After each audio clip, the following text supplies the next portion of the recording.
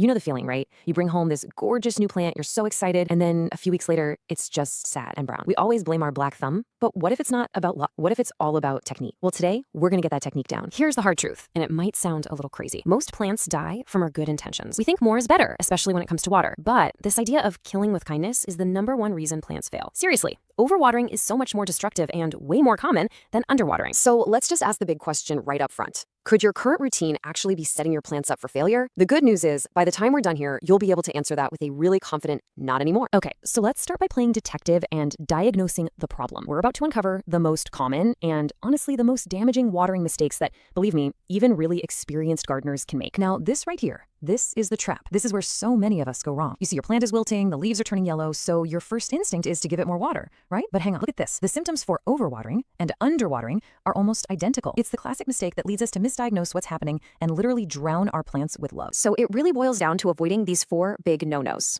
Overwatering literally suffocates the roots. They need to breathe, just like we do. Watering too often, even if it's just a little bit, makes the roots lazy and shallow, so they can't handle any stress. And watering at night, oh man, that leaves the foliage wet for hours, which is just an open invitation for fungus and disease. As for watering in the middle of a hot day, most of that water is just going to evaporate before it does anything. To really get why this all matters, we have to go deeper, literally. Let's dig into the hidden world underneath the soil and see what's actually going on with a plant's root system, because this is where the real magic happens. You know, what we see above ground, all the beautiful leaves and stems, that's only half the story. Down below, there's this massive, intricate network that's responsible for pulling in every single drop of water. And understanding this system, that is the true key to becoming a better gardener. So when a plant gets way too dry, something really dramatic happens inside its internal plumbing. It's a process called xylem cavitation. The best way to picture it is like getting a big air bubble stuck in a drinking straw. This bubble, it's called an embolism, creates a blockage and stops the flow of water from the roots to the leaves. It's the physical breakdown that causes a plant to wilt. Now, this is fascinating. If we zoom in and look at the plant's internal pipes, the xylem, we see something really interesting. The pipes in the roots are much wider than the ones in the stems. Now, this design is great for sucking up a ton of water really fast, but it's also kind of a design flaw. It makes the roots the most vulnerable part of the plant,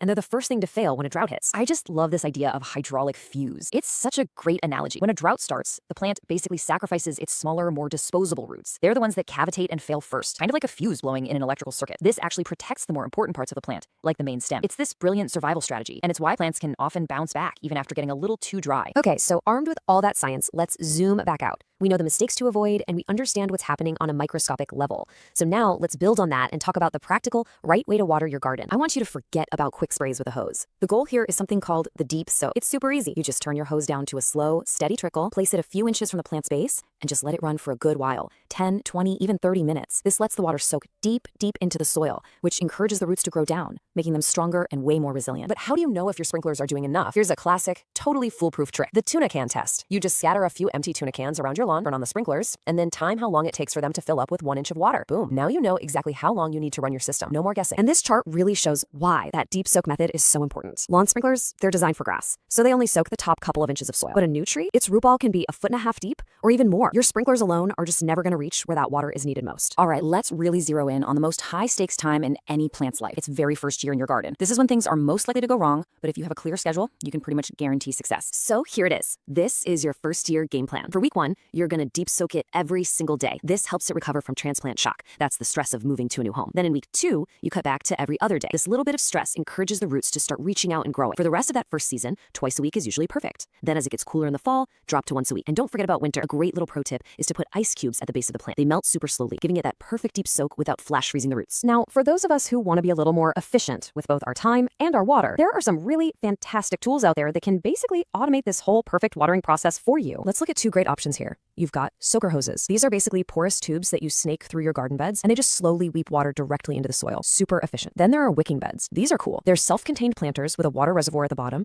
and they water the plants from below. The soil just wicks the water upward like a sponge. These things can use up to 50% less water. It's pretty amazing. Ultimately, you know, all these rules and tools, they're just guides. They're like training wheels. The real goal here is to develop a bit of an intuition, to learn how to read the signs and understand what your plants are trying to tell you. And the easiest way to start, before you even think about watering, just stick your finger 2 inches into the soil. If it's moist, wait. If it's dry, then it's time for a deep soak. It's that simple. By listening, you'll go from just keeping plants alive to helping them absolutely thrive.